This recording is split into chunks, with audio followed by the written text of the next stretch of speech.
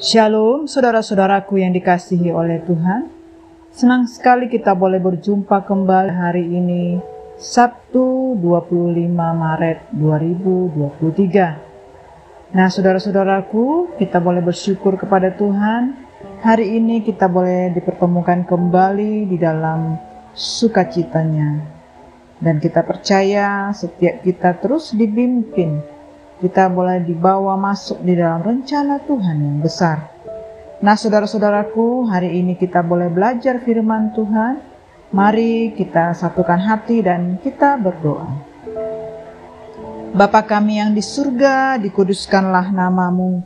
Datanglah kerajaan-Mu dan jadilah kehendak-Mu di dalam hidup kami seperti di surga. Ya Bapa, hari ini kami kembali dapat merenungkan firman-Mu. Kami datang dengan hati yang bersyukur, dengan kerinduan untuk terus dapat menyenangkan hati-Mu. Ya Bapa, Engkau penuhi kami, urapi kami, sehingga kami memiliki telinga seorang murid. Kami sungguh-sungguh mendengarkannya dan mau melakukannya. Terima kasih Bapa, berfirmanlah bagi setiap kami siap mendengarkannya. Hanya di dalam nama Tuhan Yesus kami berdoa. Amin. Nah saudara-saudaraku yang dikasihi oleh Tuhan, kita akan bersama-sama mendengar firman Tuhan yang berjudul Salah Pilih. Firman Tuhan ini tertulis di dalam Yeremia 24 ayat 1 sampai 9. Mari saudaraku kita buka Alkitab kita bersama-sama Yeremia 24 ayat 1 sampai dengan 9. Penglihatan tentang dua keranjang buah ara. Lihatlah, Tuhan memperlihatkan kepadaku dua keranjang buah ara berdiri di hadapan bait Tuhan. Hal itu terjadi sesudah Nebukadnezar, Raja Babel, mengangkut ke dalam pembuangan Yekonya bin Yoyakim, Raja Yehuda, beserta para pemuka Yehuda, tukang dan pandai besi dari Yerusalem, dan membawa mereka ke Babel. Keranjang yang satu berisi buah ara yang sangat baik seperti buah ara bungaran, tetapi keranjang yang lain berisi buah ara yang jelek, yang tak dapat dimakan karena jeleknya. Lalu berfirmanlah Tuhan kepadaku, apakah yang kau lihat, hai Yeremia? Maka jawabku, buah ara.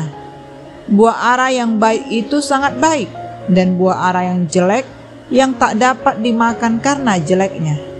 Kemudian datanglah firman Tuhan kepadaku, bunyinya, beginilah firman Tuhan Allah Israel, sama seperti buah ara yang baik ini, demikianlah aku akan memperhatikan untuk kebaikannya orang-orang Yehuda yang kubawa dari tempat ini ke dalam pembuangan, ke negeri orang-orang Kasdim. Maka aku akan mengarahkan mataku kepada mereka untuk kebaikan mereka, dan aku akan membawa mereka kembali ke negeri ini. Aku akan membangun mereka, bukan meruntuhkannya. Aku akan menanam, bukan mencabutnya. Aku akan memberikan mereka suatu hati untuk mengenal aku, yaitu bahwa akulah Tuhan. Mereka akan menjadi umatku, dan aku ini akan menjadi Allah mereka, sebab mereka akan bertobat kepadaku dengan segenap hatinya. Tetapi seperti buah ara yang jelek itu, yang tak dapat dimakan karena jeleknya, sungguh beginilah firman Tuhan, demikianlah aku akan memperlakukan Zedekia Raja Yehuda beserta para pemukanya dan sisa-sisa penduduk Yerusalem yang masih tinggal di negeri ini, dan orang-orang yang menetap di negeri Mesir.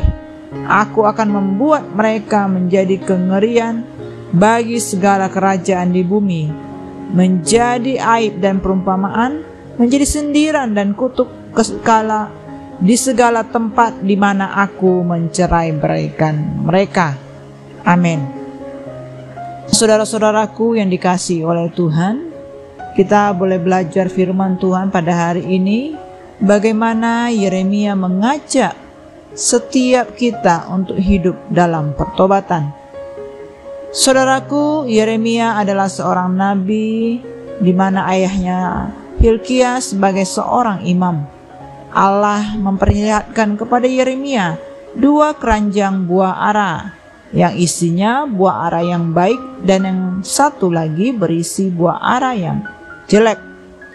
Buah ara yang baik menggambarkan orang yang tetap setia kepada Allah selama di Babel, walaupun banyak kesukaran dan penderitaan yang dialami. Di tengah-tengah pergumulan hidup yang berat dalam pembuangan, mereka menjadi budak. Tetapi ada kebaikan Tuhan, karena di dalam pembuangan mereka dijadikan orang yang mau berdoa. Nah, saudaraku, buah ara yang jelek adalah lambang perlawanan dan pemberontakan dari Raja Zedekia, Yoyakin, pejabat kerajaan, terhadap Nebukadnezar dan menghancurkan bait Allah. Saudara-saudaraku, Tuhan memiliki hati yang penuh dengan pengasihan, dan Ia sungguh-sungguh memperhatikan umat-Nya. Ia memberi kesempatan kedua kepada Yehuda untuk dapat bertobat. Saudara-saudaraku, ada waktu mereka untuk memilih tetap setia kepada Tuhan, tetapi ada juga yang memilih untuk memberontak dari jalan Tuhan. Saudara-saudaraku, setiap hari kita diperhadapkan kepada 2 pilihan, mana yang baik dan mana yang buruk. Namun seringkali kita lebih memilih melakukan yang buruk di hadapan Tuhan. Banyak di antara kita yang salah memilih mengikuti Tuhan Yesus sekali seumur hidup dan memilih pasangan hidup sekali seumur hidup, memilih pekerjaan sekali seumur hidup. Dan saudara-saudaraku, orang-orang Yehuda yang lolos dari tawanan, dan sebagian ada yang melarikan diri ke Mesir dengan membawa seluruh harta kekayaan, seakan mereka mengalami kebebasan dan kemerdekaan, dan seakan mereka memiliki masa depan yang lebih baik. Namun ternyata malah kebalikannya. Yang mereka alami adalah kebinasaan. Mengapa bisa demikian? Karena ketika mereka memilih untuk hidup mengikuti keinginan sendiri tanpa peduli larangan ataupun peringatan Tuhan. Saudara-saudaraku, jalan yang mereka tempuh adalah jalan kebinasaan. Sebaliknya, ketika mereka mengikuti rancangan Tuhan, sekalipun jalan yang ditempuh cukup sulit dan berat, maka ujung-ujungnya adalah kehidupan, berkat, dan pemulihan. Saudaraku, mari kita belajar dari kacamatanya Tuhan. Kita memilih apa yang Tuhan pandang baik.